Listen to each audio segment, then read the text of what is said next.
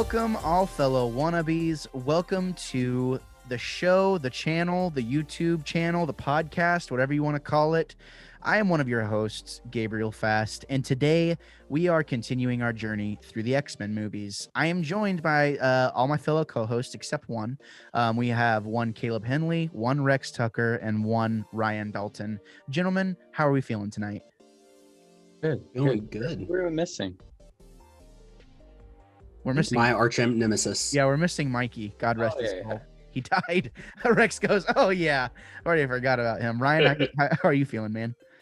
Good, yeah, ready to geek out about cool stuff. Yeah, or as Caleb said, we might have to make that like the outro of the video. He goes, when we did the sound check, he was like talking about the X-Men things. It's very accurate. Yeah, it was a good time. There's just you know what? New York hasn't beaten the redneck out of you completely yet, Caleb. Them X-Men things. Yeah, exactly. Yeah. Gentlemen, I'm excited. We're here.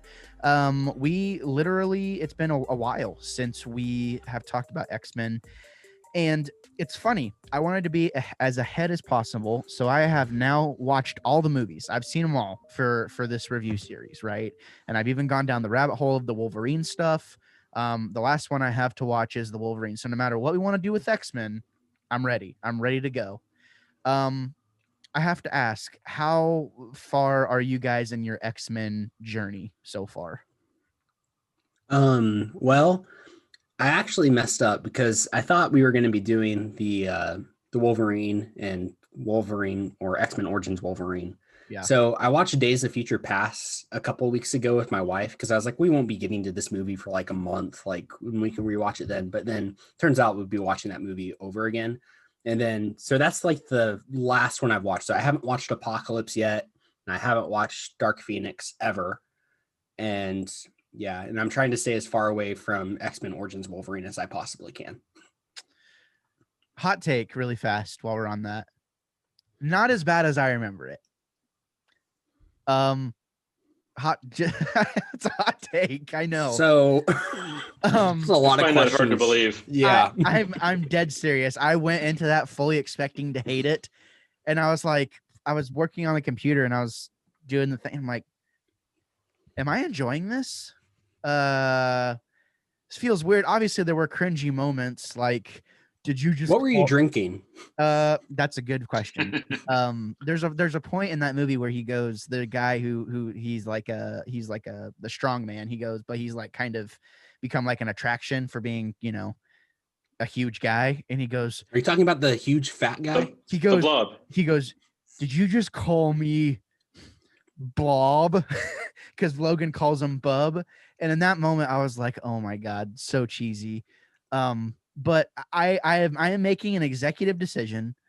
I mean, there's no money in this thing. I mean, I've spent money on this thing, but I'm not the CEO of Wannabe Critic Productions, but I'm making an executive decision that we have to talk about that movie. So Ryan, sayonara, I guess, because Ryan's not going to talk about it.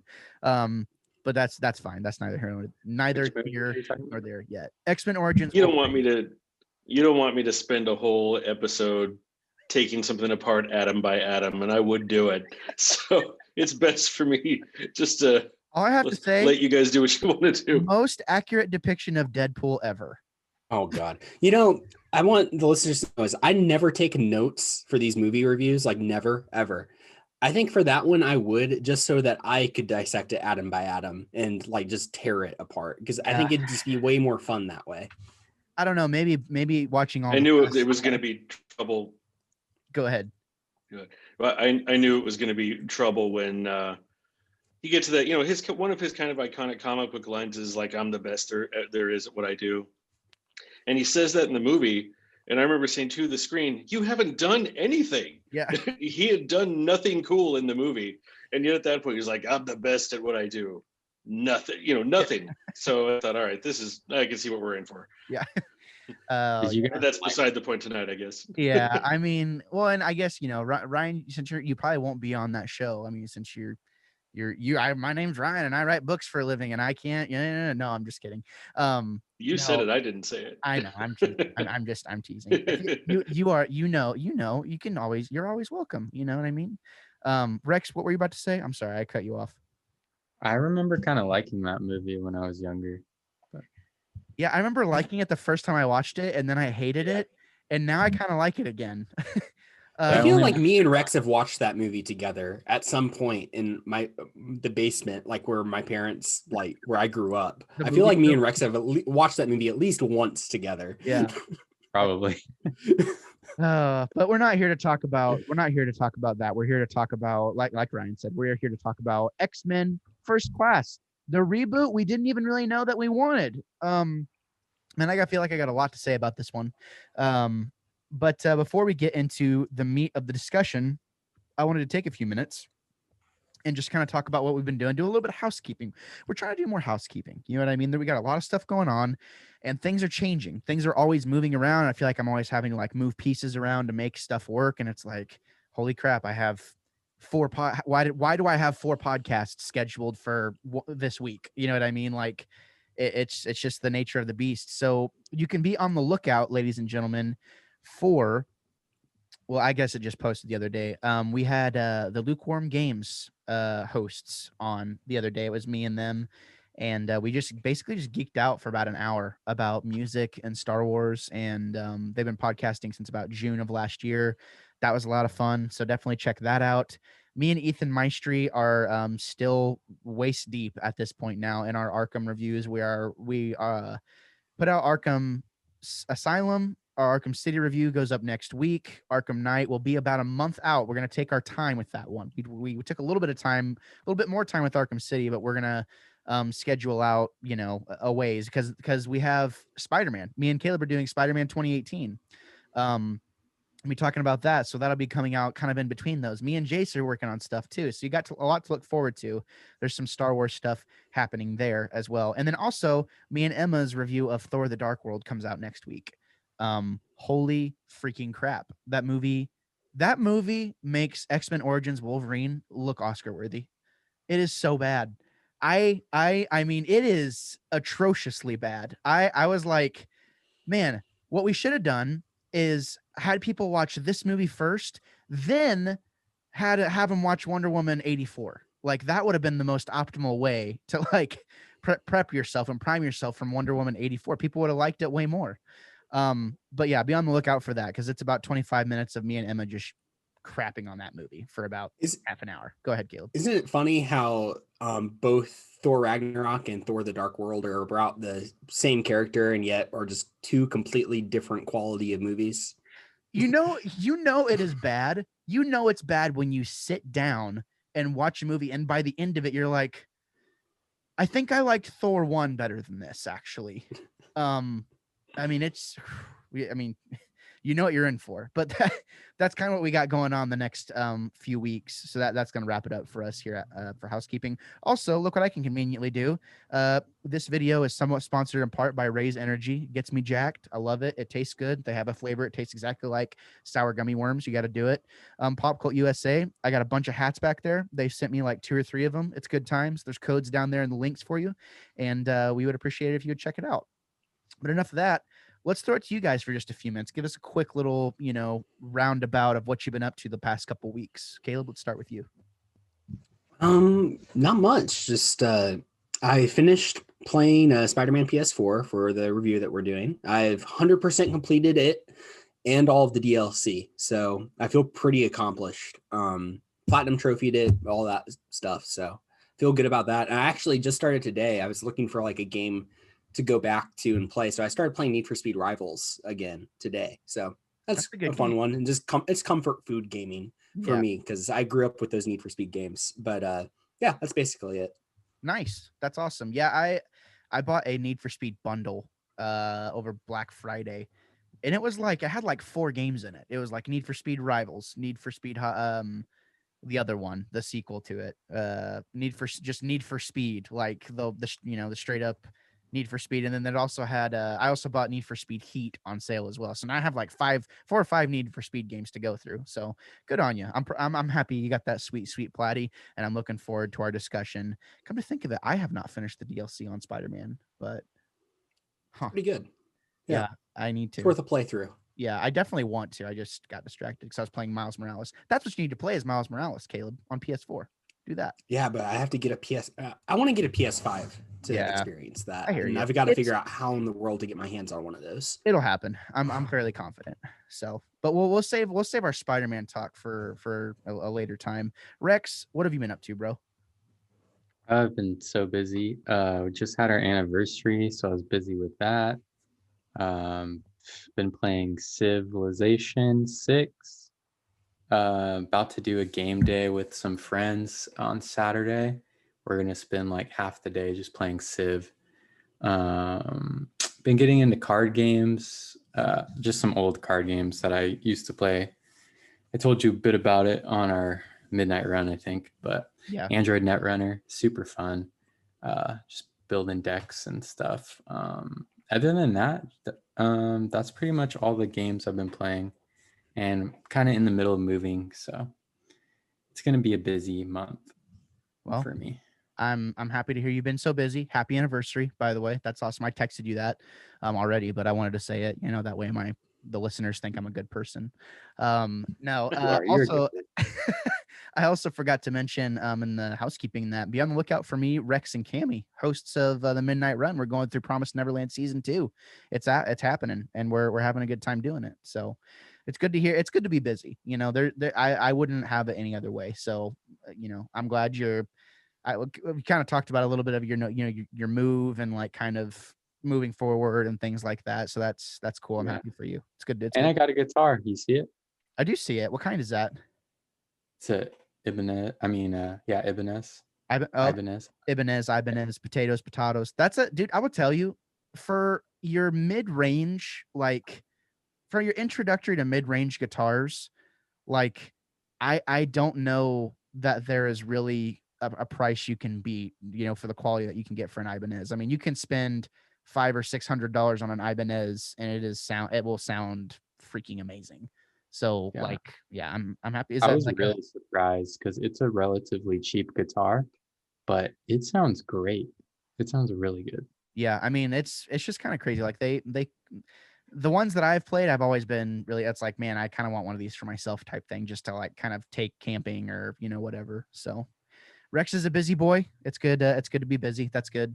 Ryan, what's new in your world? Did you shave your head? Am I seeing that right? Or do you have a man bun in the back that I can't see? No, you shaved it. No, it's buzzed. You straight up shaved it. How's it been? My pandemic like hairdressing style is I let it grow until it's ridiculous, and then I just shave it all off. So that's been my hairstyle you've got my me. whole life. You've caught me on a shave it all off week.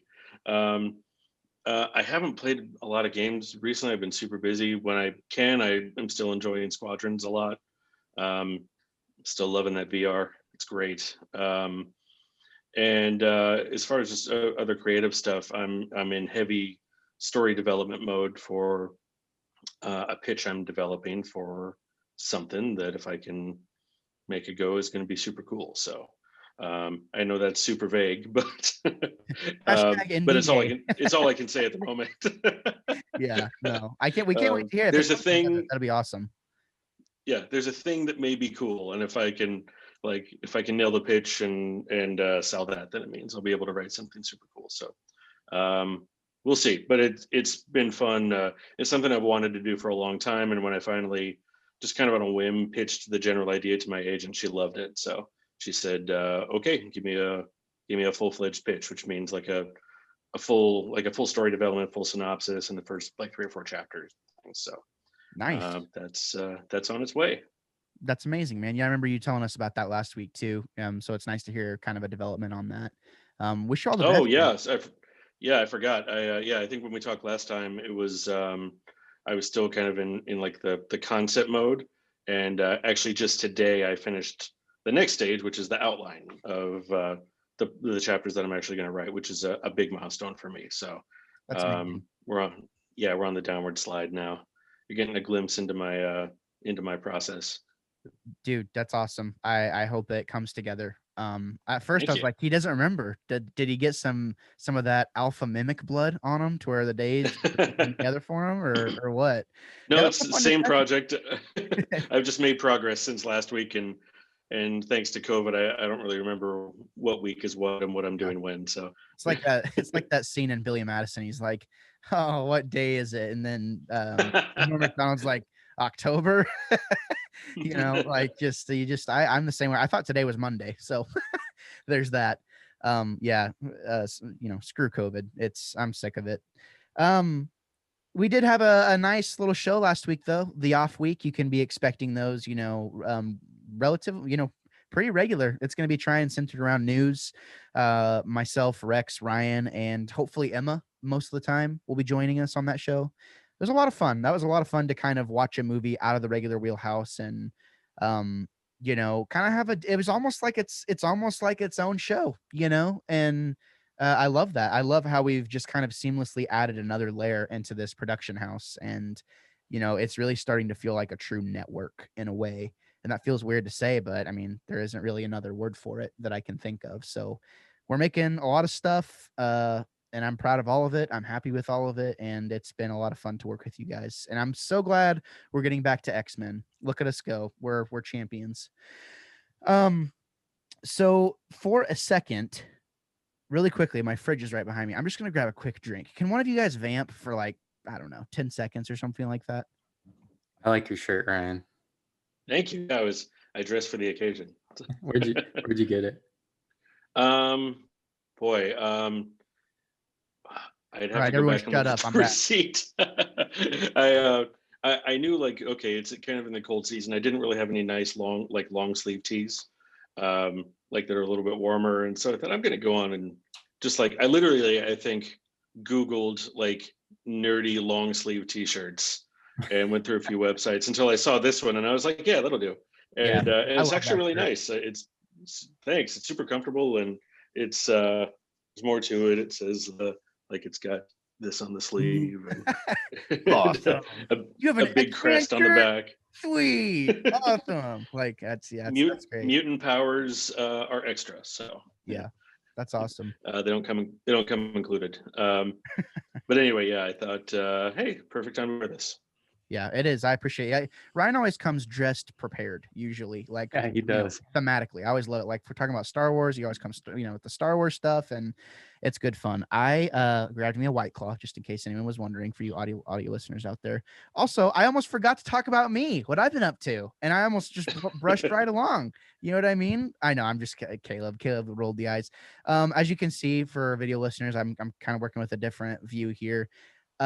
I got a bunch of stuff for the studio recently. Ryan, I'm super duper happy to say that I will. Do you do Oculus or do you have PSVR? PSVR. Okay. Well, I went with an Oculus.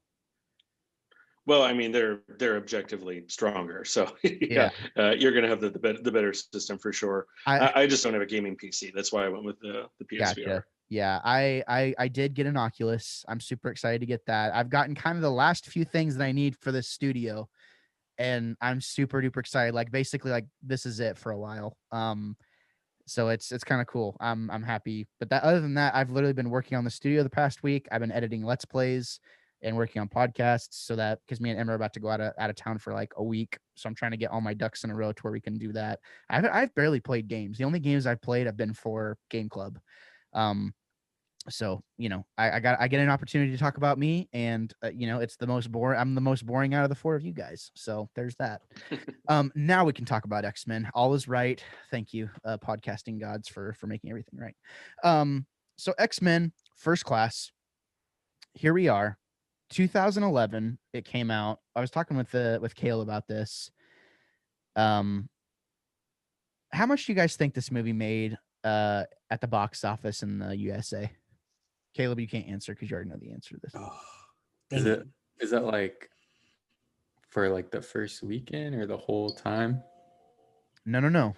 It's box office gross is what it says. I don't know. 300 million. Okay, that's a pretty fair guess. What do you think, Ryan? I'm pretty sure it was profitable. Beyond that, I wouldn't have a guess. $146 million. Now, go ahead, Caleb. You know, when you told me that number, I was a little shocked, but you saying that this movie came out in 2011, Yeah. and now it makes total sense because this was pre-Avengers coming out, and I think Avengers is what kind of reset the market for how big comic book movies can be.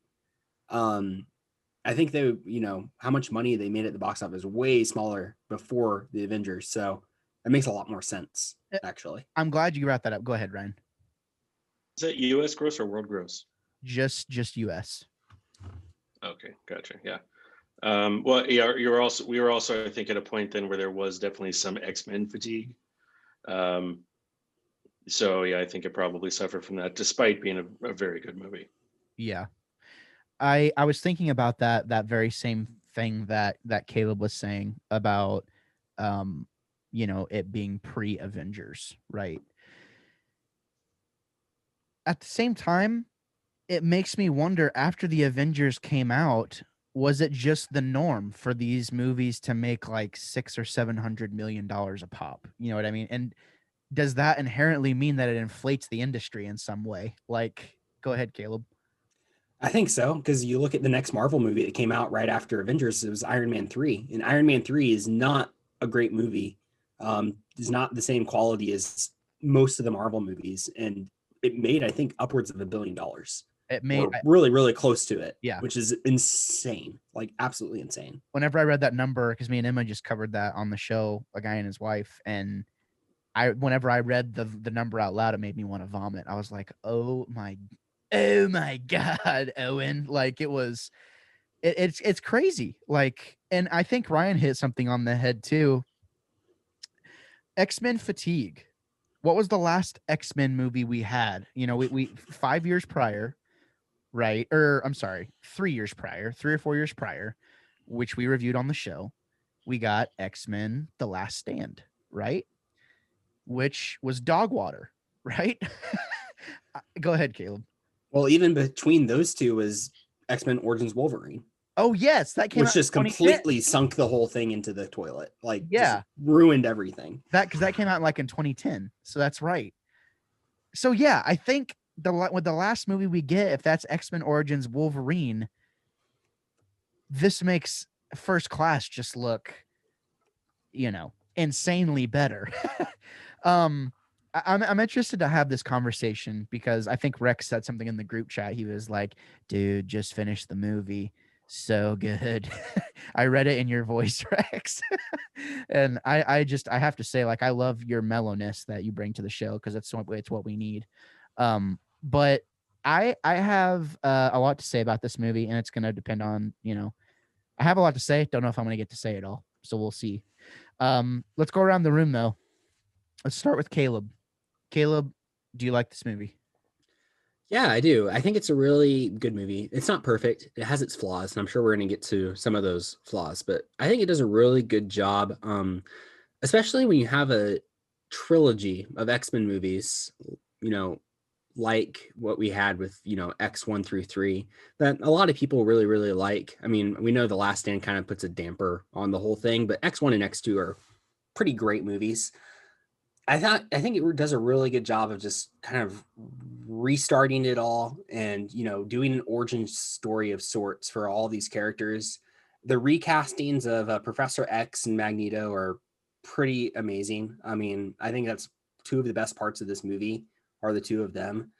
And yeah, I think it just all in all, it does really good because I think it kind of widens the scope for the normal viewer that doesn't know everything about the X-Men. Like me, I don't know a ton about the X-Men. I've never watched the animated series or read any of the comics or anything, but you see way more character development in this movie and kind of like where people started than you did in the original trilogy. Cause now you're kind of seeing like kind of how they all became that way and how they all kind of started together, but then branched off and all this different stuff. And I think it's a really cool thing to see. I really, really liked it.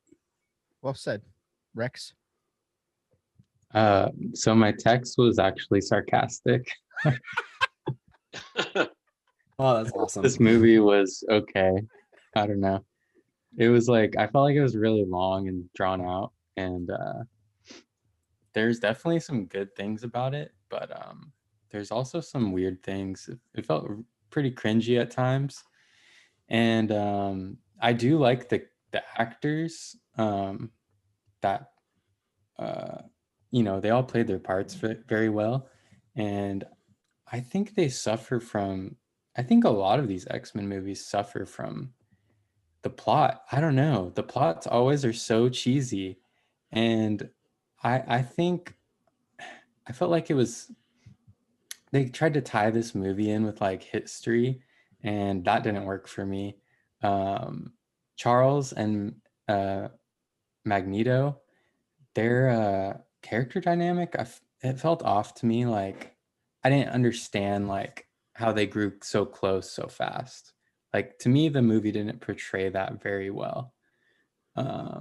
So yeah, a lot of cool things about this movie, a lot of cool characters, cool abilities. It was really cool to see a lot of new things that because I'm not the hugest X-Men fan. Like I don't have any of the comics or anything. But so it was cool to see like more people's backgrounds, see where Magneto came from, and kind of how he became, the villain that he is. So to me, that was like probably the best part of it. But yeah. Okay, nice little preview there. Now, before we move on to Ryan, I just want to say, like, out of all of us, I think Ryan has been the one that has hyped this movie up the most. Being like, oh man, this is so good. Ryan, how are you feeling right now? Do you feel like you're kind of being put in a corner a little bit? Like, No, okay, good. no, movie doesn't have to be perfect to love it. Yeah, I agree. And one of the reasons that I was so jazzed coming out of that movie is that while there were some other good ones, to me it was the first one that actually felt like the comic. Not that like the story was exactly the same or characters was exactly the same. They definitely took some liberties, which I'm fine with that. Movies are a different form. But it felt like X-Men to me in a way that none of the other, even the good movies, have felt. And it did hit some of like the hallmarks of what a core classic X-Men story would be. Like you finally got to see Xavier, taking these people who were less experienced with managing themselves and their powers and helping them to master like what they can do. You didn't really get to see any training or him doing any guiding in any of the other movies because they were so focused on getting to whatever the world destroying plot was going to be. I like that this took the time to show you that it's a very important part of the X-Men is the team dynamic and building the team and supporting the team and their internal struggles with themselves and with each other. So I really liked that. And, I'm always a sucker for fun character dynamics. And I thought it did a good job there. Yeah, definitely not a perfect movie. There's definitely things I could point out and say, that's not great. I think January Jones is a horrible actress. So I pretty much cringed every time she spoke. Yeah, there are some things that I think they tried to tie into the universe that I think probably would have been better had they not felt beholden to any of the other movies. They could have done like fully their own thing.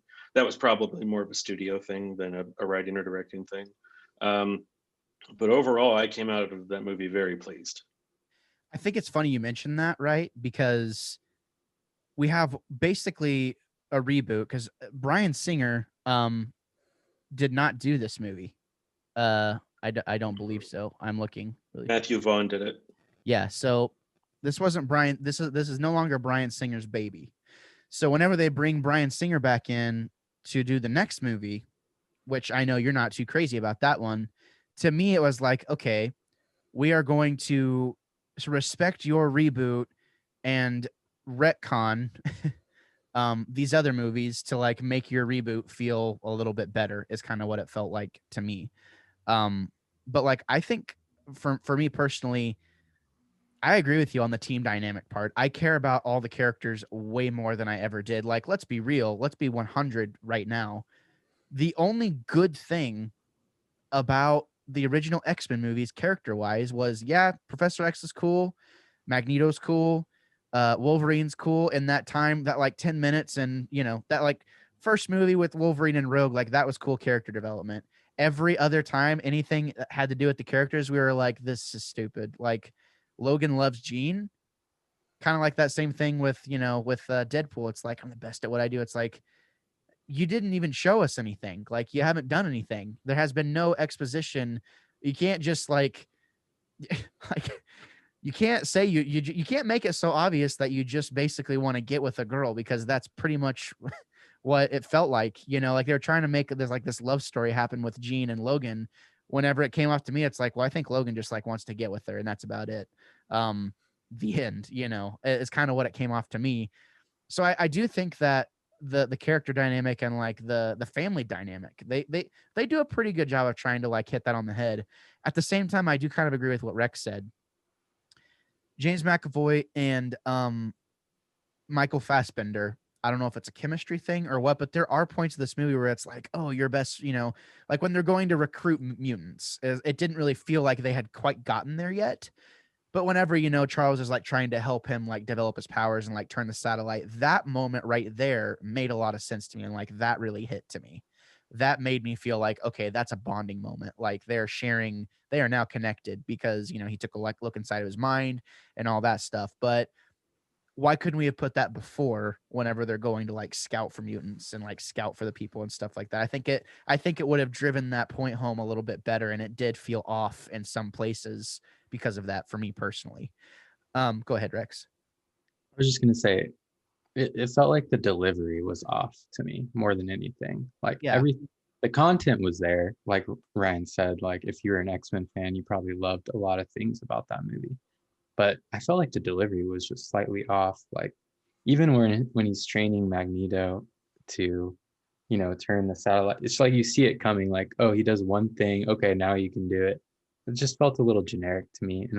A lot of the parts where he's training them felt a bit, I don't know, just generic. Like maybe it was the directing or something like that. I felt like overall the movie could have been a lot better. Yeah, and I think too, like there were parts of the movie. How do I say this?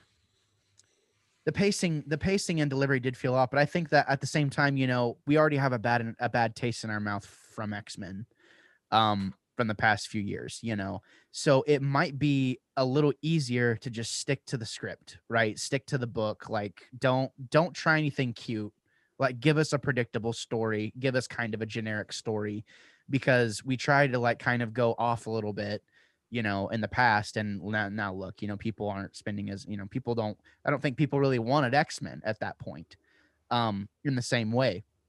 Really fast, I wanted to read the synopsis just for context at this point. It says, in the early 1960s, during the height of the Cold War, a mutant named Charles Xavier, who is played by James McAvoy, meets a fellow mutant named Eric Lyncher, Michael Fassbender. And despite their vastly different backgrounds, Charles grew up with a wealthy family while Eric lost his parents at Auschwitz. The two became close friends. As the world teeters on the brink of a nuclear war, Charles and Eric with other mutants joined forces to save humanity. However, a situation soon tears the friends apart. Go ahead, Rex. Hey Ryan, can you correct me? Does X-Men, like in the comics, do they typically like intertwine with just regular human history? Yeah, sometimes. In fact, in the comics, he did spend time as a child in Auschwitz. There's actually, man, if you guys can get your hands on it, there's a graphic novel called Testament that is like incredibly well written, but in kind of a heartbreaking way. It follows a young Eric in the concentration camp, and it doesn't really. It relies on your prior knowledge of X-Men and things. It doesn't point out who he's going to become. The only hint that you get is that he is this kid who has this talent for finding metal. And so the SS soldiers make him comb through the bodies of the other Jews that they've killed to look for gold fillings. So I mean, that's one of those books that by the end of it, you're like, yeah, I get it. He could just kill them all. It's one of those like really you can get in his head and see his experience. And yeah, that was very much baked into his whole story as a character. And what about like Cold War? I think it depends on the writer and the series, and and everything. There have been X-Men comics for so long. I'm sure there's a ton that I haven't read. Go ahead, Caleb. Oh, I was just thinking, I mean, from what I know of X-Men, it seems like they really like paralleling the whole civil rights in the 60s thing, but instead of it being, with racism in African Americans, it's mutants kind of in place of them. And I think that's a very common thread. So I can definitely see where they kind of using history as kind of a background or as a source material for this to give them ideas of things, because that kind of makes sense to me. Yeah, I agree. It's actually one of the key. Sorry, that's one of the key differences that you see sometimes between Marvel and DC. Marvel tends to do that more often. DC tends to be, not always, but tends to be very much its own universe, not affected by ours. But Marvel will more often see events in their universe that mirror ones that happen in ours, just through the mirror of a world that has superheroes. Well, and you think about too, like the amount of stories that have been told in the Marvel universe versus the DC universe, and how much more crossover I feel like there is in the Marvel universe. It wouldn't have to necessarily be an X-Men comic to get some bit of lore, and some sort of like Avengers X-Men special type thing for you to have kind of a throwback to that. I feel like that was actually something pretty common, to see a lot, is kind of throwback to history and stuff like what Caleb's saying. But yeah, I mean, that's kind of the gist of everything that's going on. And I think it's kind of interesting, the way that they're kind of trying to work with the government to try and find it, and how they're kind of trying to build this relationship, and how they're showing that Charles Xavier is kind of building a rapport with the government at this point. And that plays into later things that is going to happen. And there are parts of these newer movies like Apocalypse and Dark Phoenix that I like. Call me crazy, there are things that I like about those movies that they had started. It's like, hey, maybe we could tie this character point back to this first movie, and have it make sense and stuff. So I like how they're starting to kind of work with the government, and it's interesting to see how that relationship pushes forward. Let's take a second to and also Jennifer Lawrence is in this movie as Mystique. Just wanted to throw that out there because I love J-Law. I just do. She's like one of my favorites. But her makeup, what'd you say? I just asked why. I just wanted to put you on the spot. I mean, she's pretty. I mean, it's just how it is. But her makeup is horrendous in this movie. Can we talk about that for just a second? So can we talk it's about? Not great. It is so bad. It is. How horrible. young is she in this movie? I think she's like 23 in this movie, because this was right around the same time Winter's Bone came out, I believe. And I think she was around 21, 22 whenever that came out, something like that. So she's pretty early in her career at this point. But yeah, like, Caleb, you look stumped. No, yeah, it's just interesting. Like, her I thought character, she already had the Hunger Games series out. Yeah, Sorry, she's probably through the Hunger Games, or at least halfway through the Hunger Games at this point. Yeah, in it. But okay. So she was she was 30. So she was 20. What's the date? Okay, so this 10 years ago. So she was 20 whenever it came out. So and I think the Hunger Games, we're just doing it. We're fact checking right now. Hunger Games date. Okay, so the first Hunger Games came out in 2012. So really, yeah, this came out before, huh? Yeah, it came out before Hunger Games. So you had Winter's Bone, which came out around the same time as this, because she got nominated for a Golden Globe, I believe. Man, that is a good piece of trivia to stump people on. I would definitely guess that she got this role because of her Hunger Games role. Dude, Winter's Bone. Winter's Bone. She won a Golden Globe for Winter's Bone. Then she got signed to X-Men. What is that? I've never even heard. It's like this. It's kind of crazy. It actually takes place in this area where I live. It's basically a movie about Gabe and all of his neighbors. Pretty much. Like it's shot in Forsyth, Missouri. So I mean, the entire thing is like you see stuff and it's like like I've been there. It's all about meth dealers, basically. Yeah, it's kind of messed up. But she got a bunch of notoriety there with Winter's Bone. And I think that just kind of opened up the floodgates, for her career at that point. which if I was her, I would have done the same thing. It's like, okay, you're telling me you're going to sign me to a multi-million-dollar franchise at this point. 2 of them, actually. Yeah, I'll do it. So it makes sense. But I wanted to just touch a minute because I would like to kind of start with the things that don't work for us first. And I'll kick this off with this movie. So Beast, once he becomes the Beast, looks so bad. I mean, it is so like it's all CGI. Like it looks so CGI'd.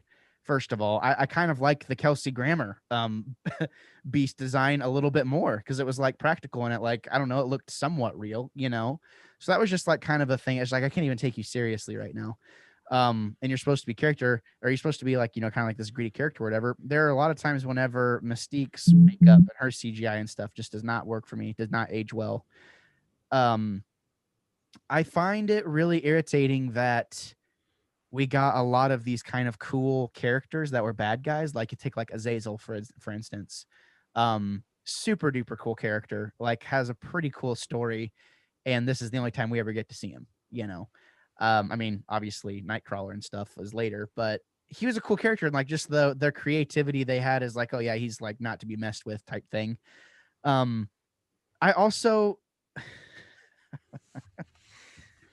Mr. Kevin Bacon.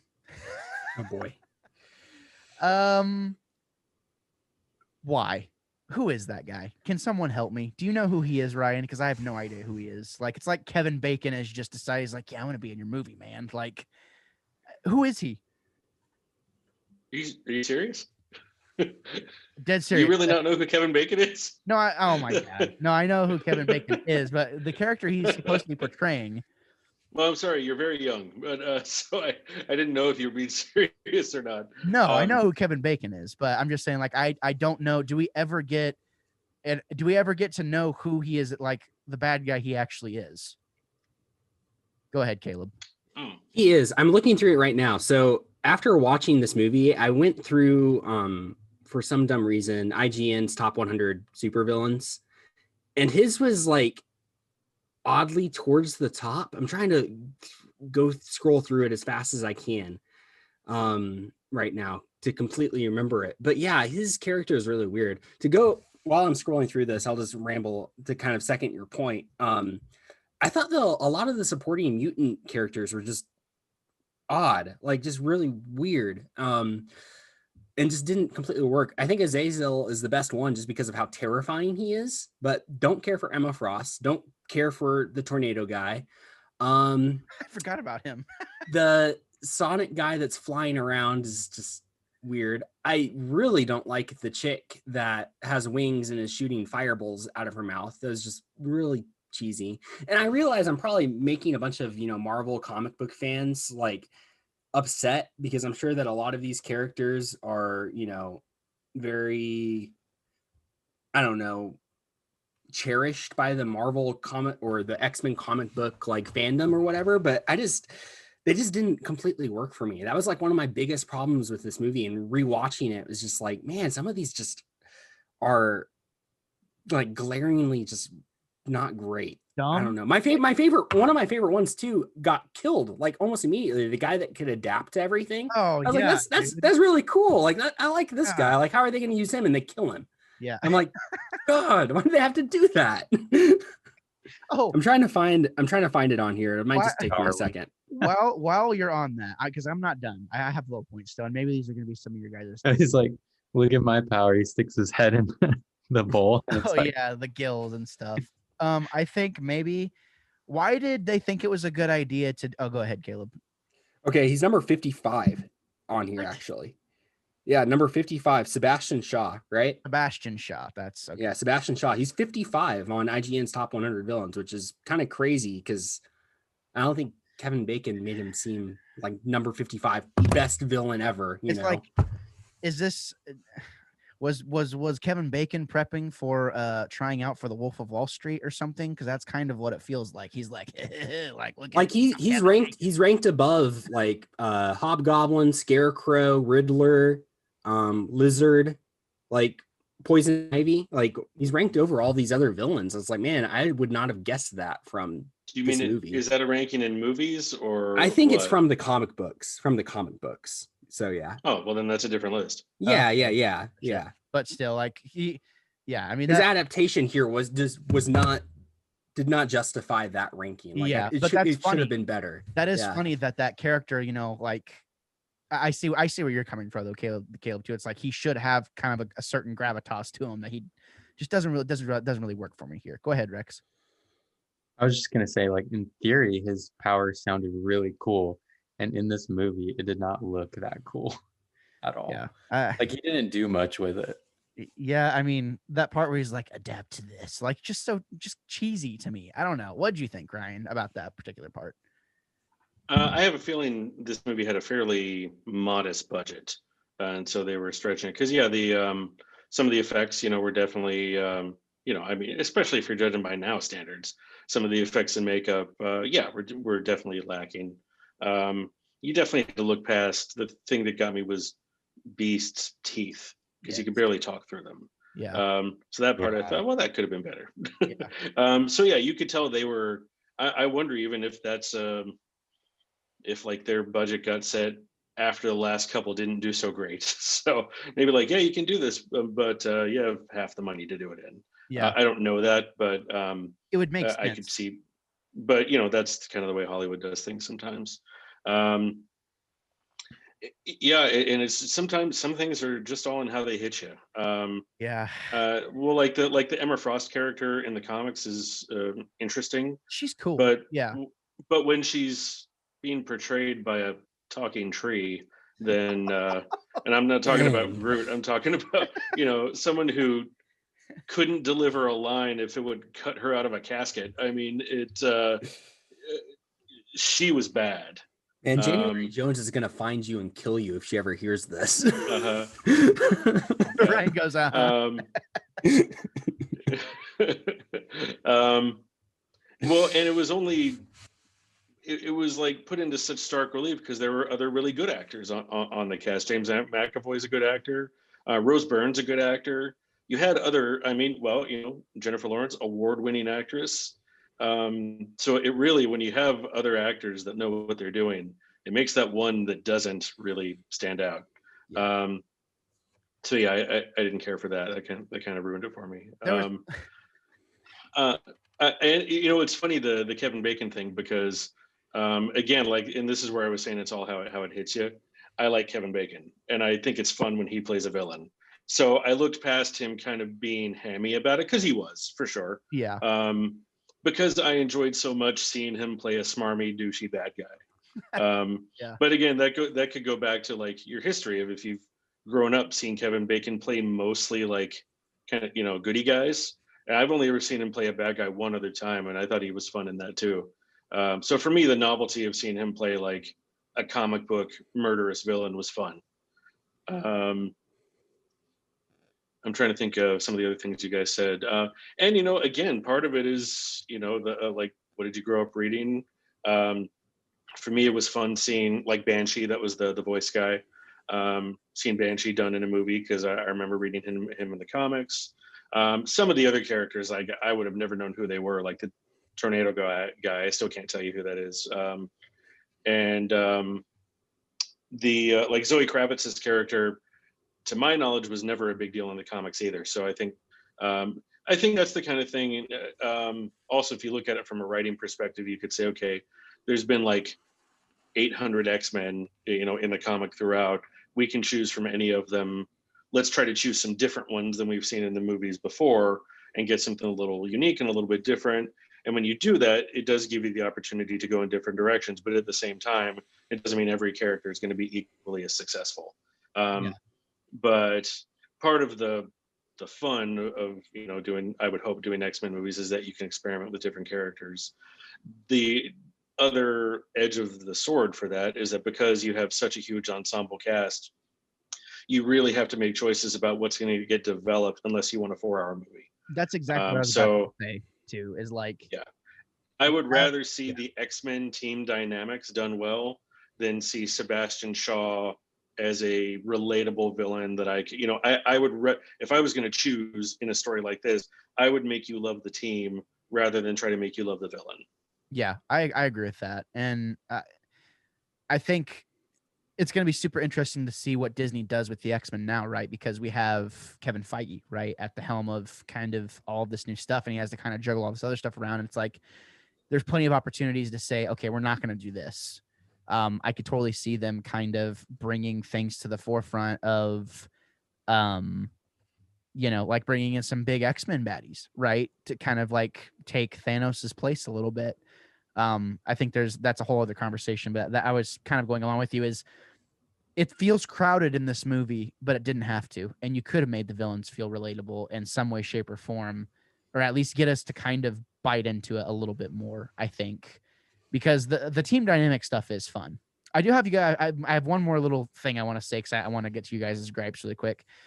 Can I just say why the producers over at Fox thought it was a good idea to have two back-to-back movies that started like this? Hold on, let me get into character.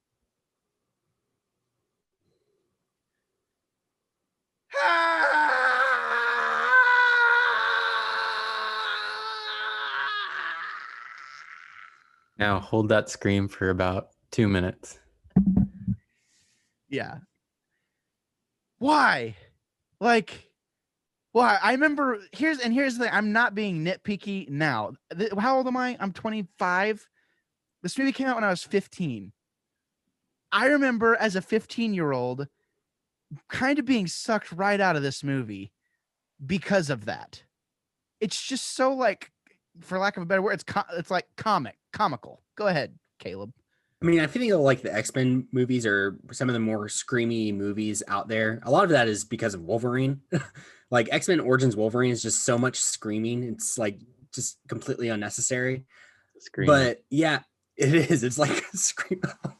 But yeah, I mean, I think these movies, it's just, there's a whole lot of screaming, just constant screaming. It is really weird. Yeah, I was just like, all right, we're already getting this one started off a little. I was like, I completely forgotten about it. When I had forgotten about it until he brings the mom in. I'm like, what's happened? Oh God. And then it feels like it just keeps going on and on. And like there is one thing, and it's kind of weird to say that I like this because I don't really like it. I like the way it's portrayed. You can tell Eric's already kind of got some anger issues. I mean, obviously, if the yelling didn't give it away, maybe it would be the fact whenever he crushes the freaking, SS guys, helmets, and they're like, yeah, you could just see it like crumpling. I was like, oh, good God, like, I did like showing that even at a young age, Eric's not afraid to kill people, because that does matter, I think, and the going and moving the plot forward and stuff like that, but. That was just kind of like my last little thing I had to say, where I was like, yeah, I could have done without it. I'm not gonna lie. I'm not gonna lie. But Caleb, what I think we talked about a lot already, but what are some things that don't really work for you in this movie? Yeah, I mean, I already mentioned, some of the characters just don't really work for me. I think that I go back and forth with it being set around the Cuban Missile Crisis. Part of it's really cool, and part of it sucks you kind of right out of it just because of how like not accurate it is. But it's a movie, so I don't know. I love history, so it's just one of those things that jumps out at me. But I don't know. I go back and forth about that. But I think Rex said it earlier when he was talking about just how long it is. It does feel really long. Like it's paced really weird. And there's just a lot. Like it's a lot of movie. And I haven't actually checked what the runtime is of it, but it felt like a 2.5 hour movie, like 2.5, like 3 hour movie. And I bet it probably wasn't like that. But it's like one of those movies that 6 minutes. Yeah, it feels like more than that. It does. And I almost relate it, like if you've ever watched Aquaman, like Aquaman just has gives you this feeling of like just how much there's just so much movie in this movie. Like, and this movie kind of suffers from that too. There's just so much in there. Yeah. That is just like, it's kind of jarring almost. I agree. Rex, what are some things that don't work for you? I know we've talked about the biggest ones, I think, already, but what's some stuff that doesn't work for you in this movie? That just made me think that we should do Aquaman. Hey, I liked Aquaman, so just Me gonna throw too. that I out did there. too. Like, Actually. Aquaman was way better than anyone expected it to be. No, and I like it too. Like me saying that doesn't mean that I don't like the movie, but it's just there's so much movie in it's that long. movie. It's almost 3 hours long, I think. It's very long. Yeah, it's long. It's a lot of fish. Yeah, I think, Gonna need a bigger boat. Oh my God. Alex, what doesn't work for you in this movie? I think we kind of touched on everything pretty much. It's like a multitude of things for me. But yeah, Caleb mentioned a couple of them.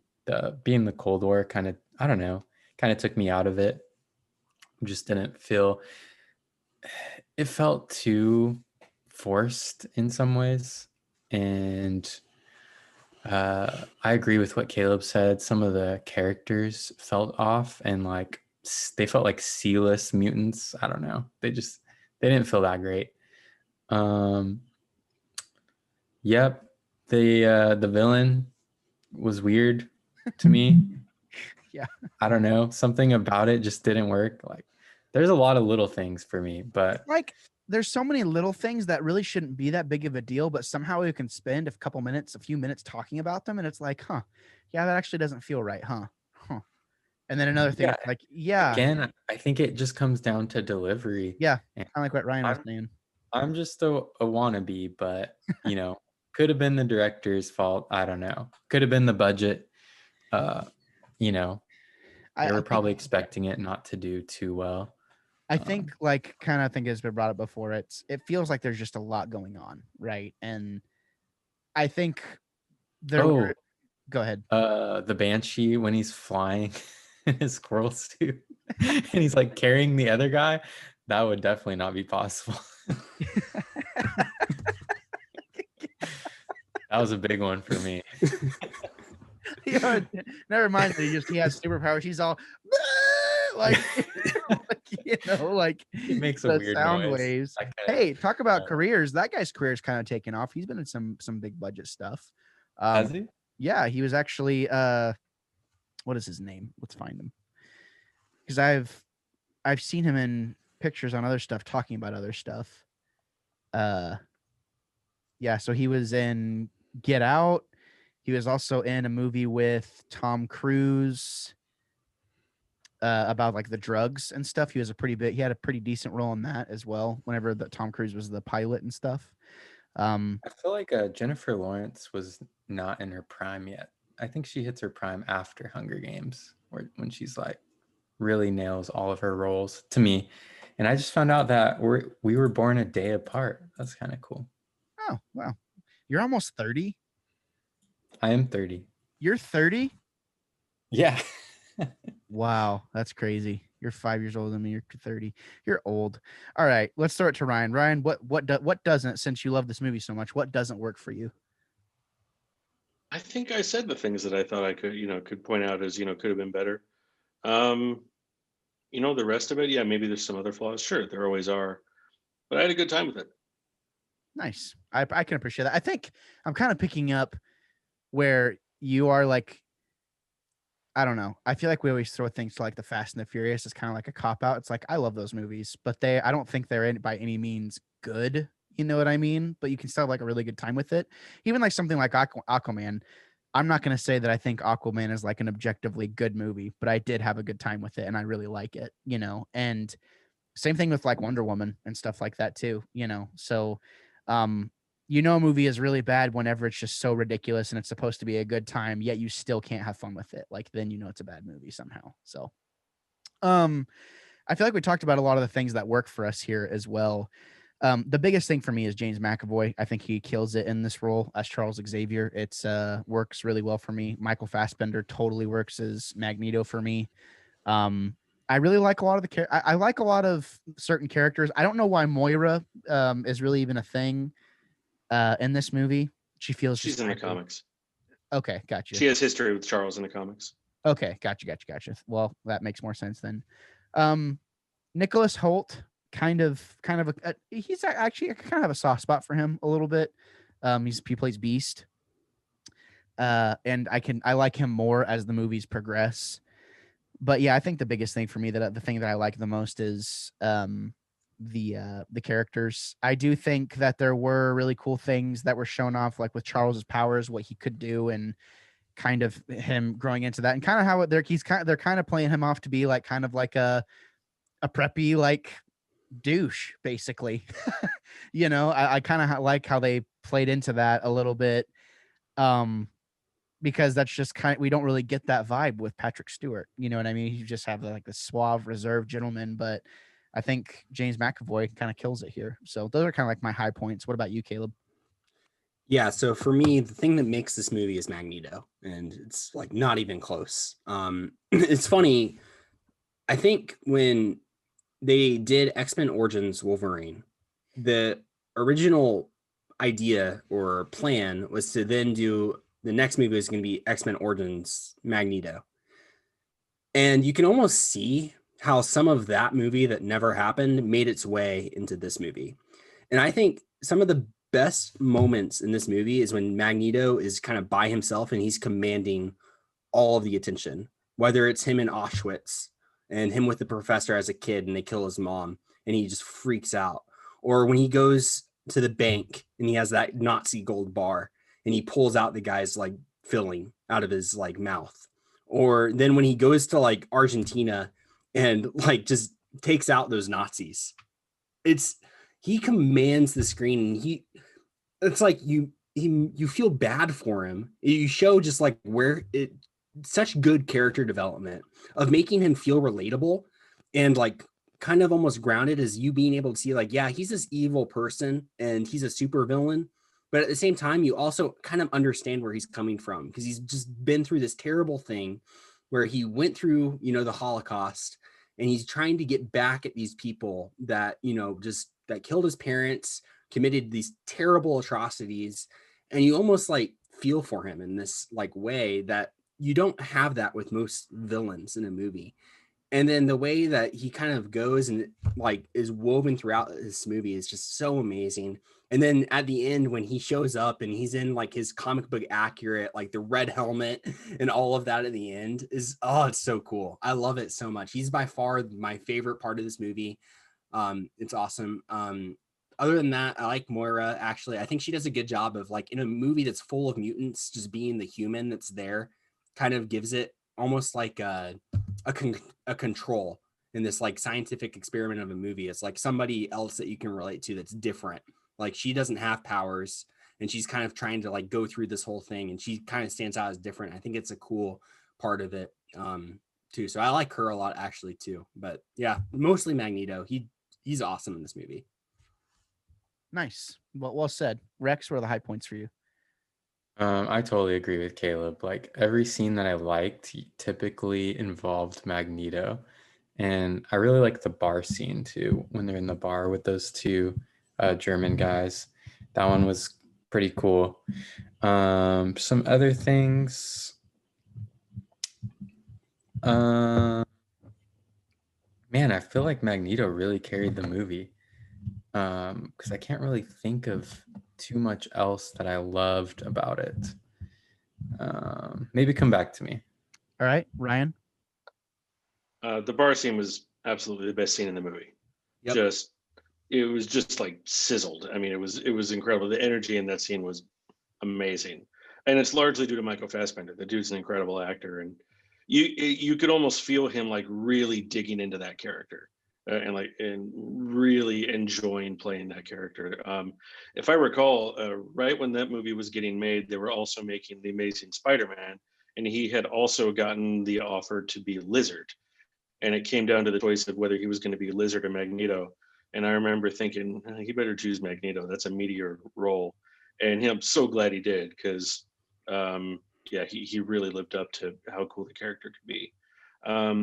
And aside from that, I think I mentioned I'm a sucker for fun team dynamics and group interactions and things. That's a lot of what I write. So I like seeing it done well, seeing it done in a fun way. And so seeing a team that kind of feels and trains like an early version of the X-Men from the comics in certain ways was a lot of fun for me. Well said. Love it. Rex? Yeah, and James McAvoy, like you said, great actor. He's becoming one of my favorite actors for sure. He did really great part at portraying Xavier. And the other thing I liked was seeing a lot of different mutants that you don't get to see in like the other X-Men movies. So Nice, well rounded across the board.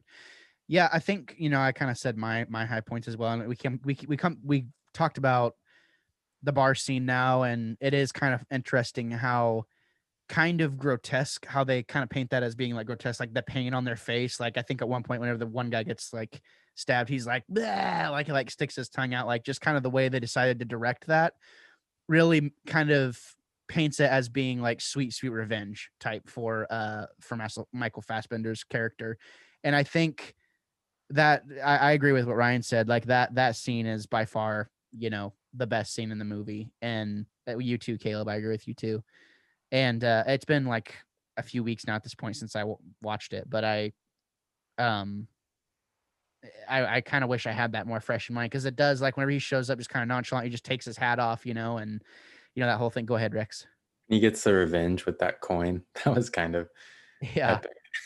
Yeah, like just the way he's kind of mocking them and talking about German beer, and like it just like I like that word sizzle. It really sizzles in your mind. I don't think you ever really forget that. But yeah, solid takes across the board, guys. I totally agree with everything. I think we're all kind of on the same page in a lot of ways, and I don't think by any means we're hating on this movie. I think there were a lot of things that were cringe and a lot of things that were cheesy for us, but at the end of the day, like I enjoyed I enjoy the movie. I just don't think it's aged as well as I would have. I think I wish it had aged better. And who knows what we're gonna think in 10 years whenever CGI does leaps and bounds again. You know what I mean? In another 10 years, if they can even do it, I don't know. So yeah, I mean, it doesn't. In a time of like progressive CGI, I remember whenever Phantom Menace came out, and I was like, oh my god, this looks amazing! Like all these battle droids on the field with all the, like Naboo looks awesome, but it just The doesn't. Gungan, yeah. Yeah, like it just doesn't really now, and I think that's just kind of part of it. So, what do you say we rate this bad boy? I'm gonna throw it to Caleb first. Yeah. So for me, yeah, I've brought out a lot of negatives, but I do like this movie. I think this movie is suffering from me watching it one too many times.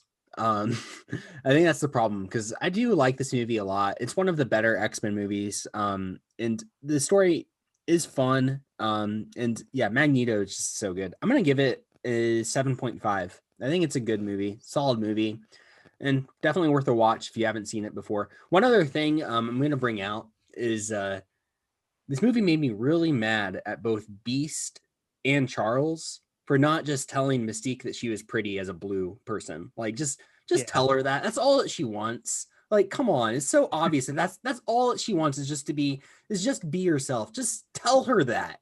Yeah. Like, and that whole thing is what drives her to like becoming a villain. Just tell her that she's pretty as a blue scaly woman. Just tell her that.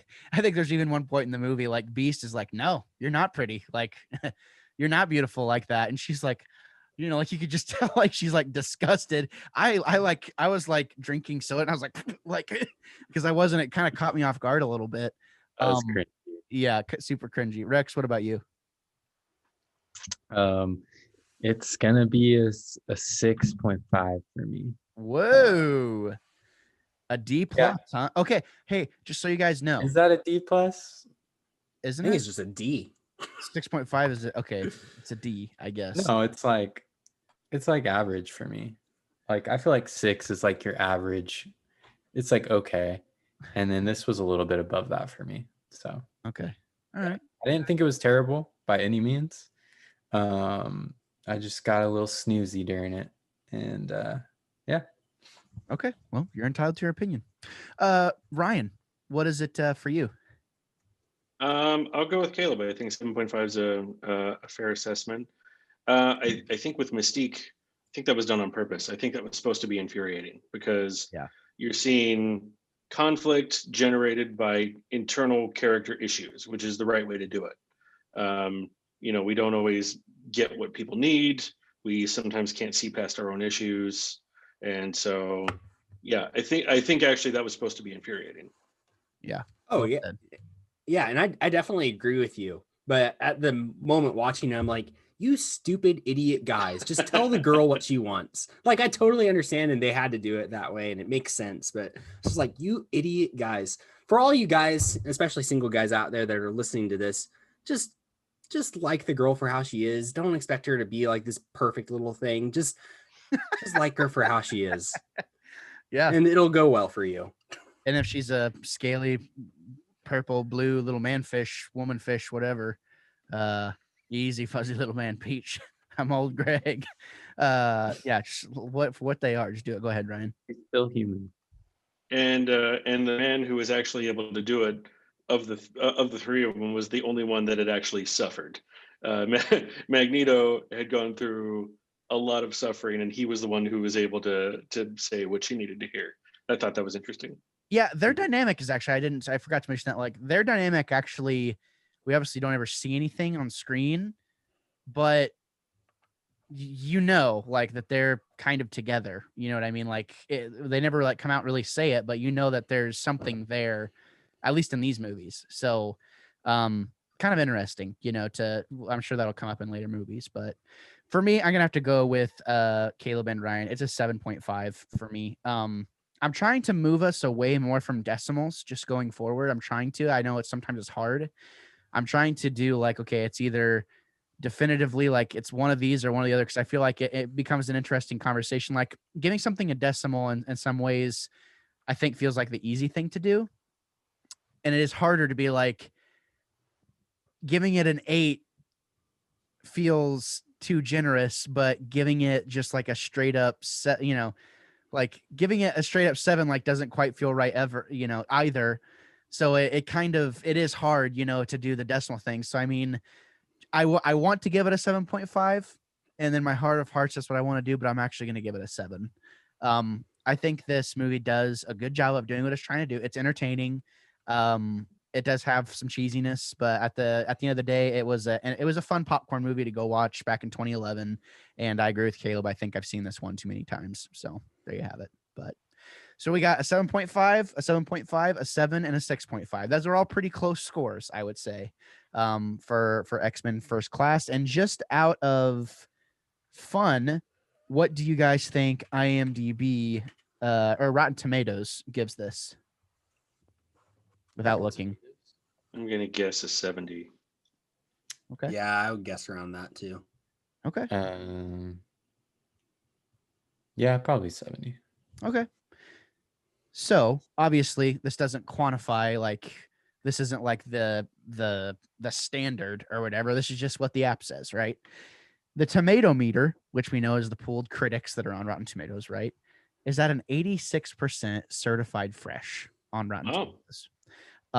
The audience score, and this is out of 184,000 ratings, is at an 87%. So Wow. yeah, the audience. So we're on the Again, low side. I think that this movie is better the less amount of times that you view it. Yeah, I think That's true with a lot of movies. Yeah, Yeah, no, absolutely.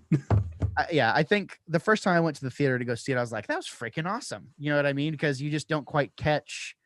And also, you know, it's hard to watch a movie like this and not compare it to today's standards, right? And like compare it to Avengers, Yeah. and this other stuff. Also, So, think about like when it released. Like you just had some bad X-Men movies, like you guys brought out. yeah. So I don't know. That actually could have helped the score. Sorry, Gabe. That could have helped the score actually if they were like, "Hey, this is way better than the last couple. Let's give it a higher score." That is Yeah. true. I just Expectations. I wonder, you know, at this point now, because really the next movie that we're going to be reviewing, Days of Future Past, not only is a you know, it's like another reboot, actually, is kind of what it feels like. Like they basically reboot it again after First Class in a way, because, you know, we kind of take another alternate path down time. So now X-Men is going to be rebooted for like a 4th time, basically, which is interesting, you know, whenever it inadvertent, whenever we know it's going to happen at some point with Disney. So, you know, we're going to be talking about those at some point, you know, the rest of the movies. We have Days of Future Past next. We have Apocalypse after that. And then we have Dark Phoenix. So we got 3 more to tackle. We'll, you know, decide whether or not we want to go down the rabbit hole of X-Men Origins and the Wolverine, which last time I saw the Wolverine, I thought it was awesome. So I could be wrong. I don't know how well it's held up, but it'll be interesting to tackle those movies as well. But gentlemen, that wraps up our review of X-Men First Class. We were kind of on the lower side, I guess, than the tomato meter, but at the end of the day, it's just our wannabes' honest opinion. So there you go. Thank you for taking the time. Thank you, the listeners. Be on the lookout for our next episodes. Be on the lookout for the off week. Me and Rex, we obviously have the midnight run. We got a lot of projects. You can go to, you can check really in the description down below. And you can see all the stuff we're working on. Also get you, a deal on some Raise Energy and some Pop Cult. There's a lot of stuff there. So definitely check that out. Caleb, where can people find you? So on Twitter at ChiefNNY18. So you can hit me up there. There you go. Rex, where can people find you?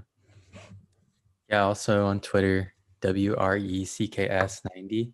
Find me on there. I'll be talking smack to Gabe, and yeah. As usual. And then Ryan, where can people find you?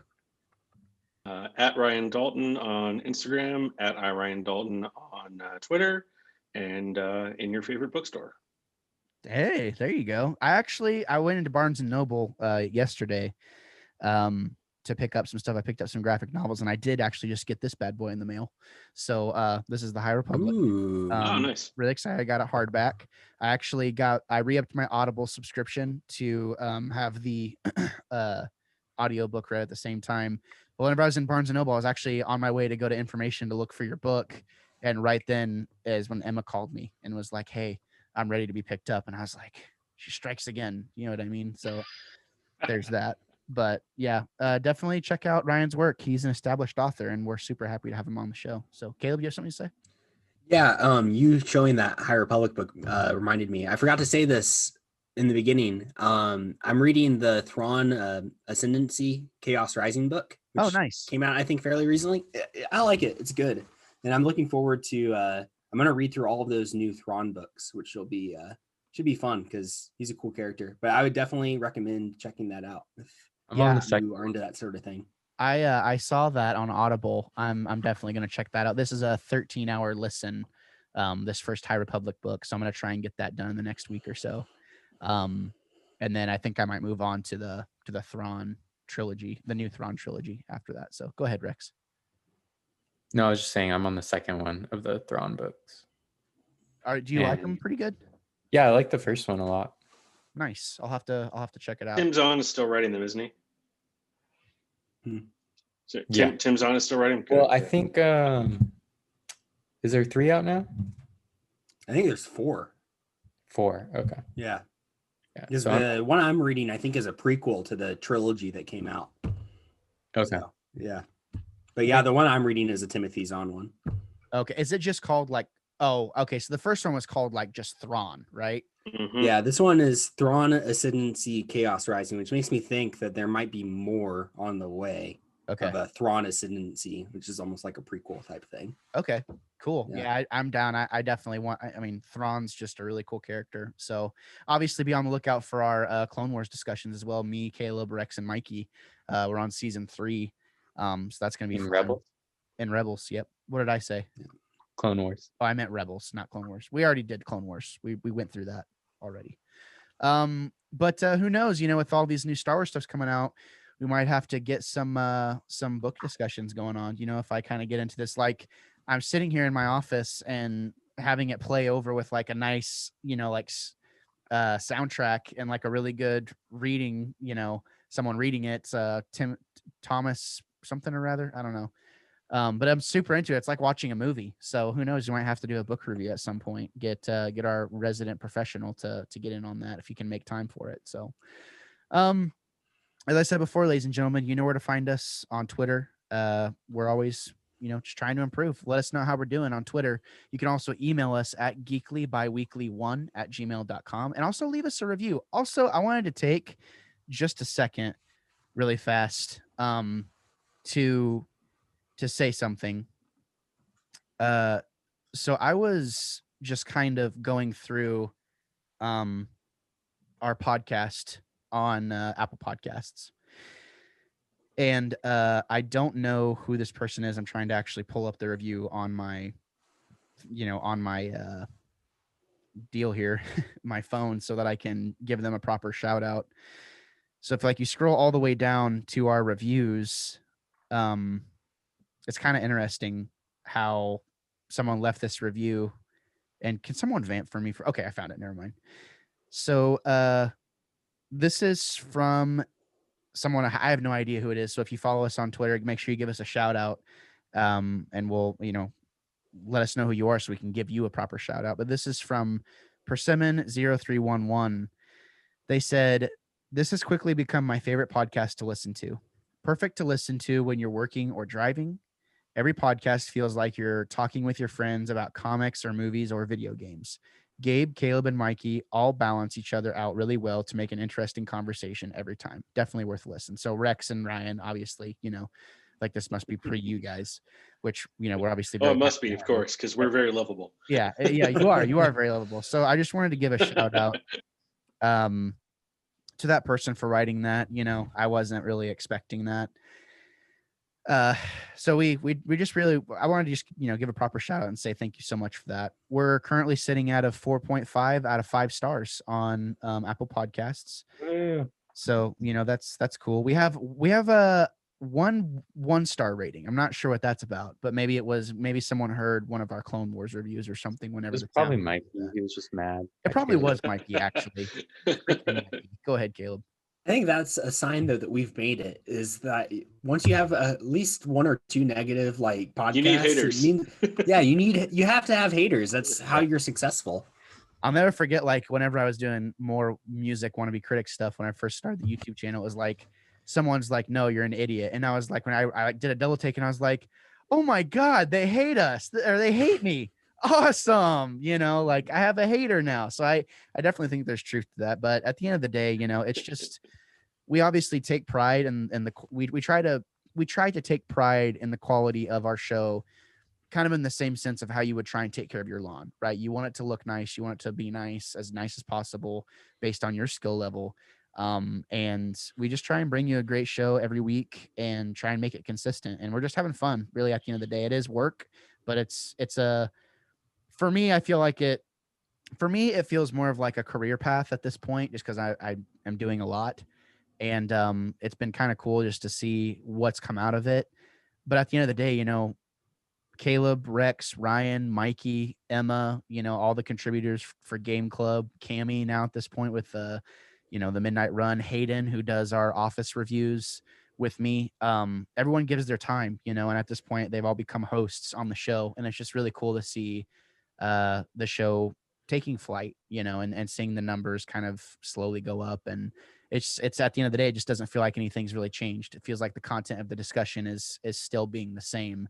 So being able to read something like that, it makes all of that time that we've put into it, all that time and effort that we've tried to like have a interesting and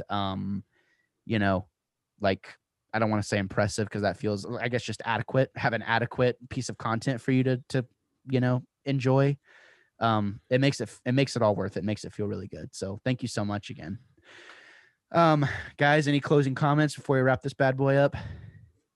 No, I just want to say, man, thanks to anybody that listens to us and puts up with our nonsense and anything that we say. I mean, we're so happy to be able to just talk about this stuff because we love this stuff and we love to have people to share it with. And if people enjoy listening to it, it makes it just so much better. So, man, for all of you guys that are listening, thank you.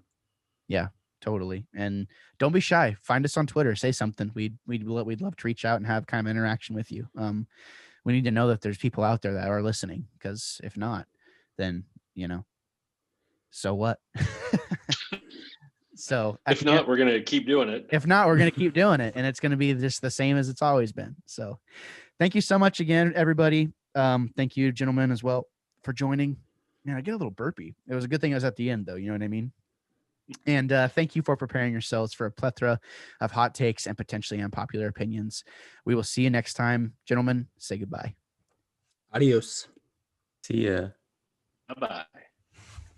What is up, everybody? Time to talk about X-Men things. Whatever possessed you to check out the podcast or the YouTube channel today, I just want to say thank you so much for doing so. If this is your first time here, I would appreciate it, if you would consider subscribing. As you can tell, it's not just me here anymore. I mean, I do stuff by myself, but the podcast is going to reside here from now on, in video form. So if you want to see more content, if you want to be notified, every time we post something, whether it be a clip, a podcast, a review, an interview, whatever it may be, if it's gaming stuff, make sure you click that bell and hit the subscribe button, and we will see you next time. Thanks for sticking around, and thank you for preparing yourselves for a plethora of hot takes and potentially unpopular opinions. I'm Gabe Real Fast. I will always be the wannabe critic.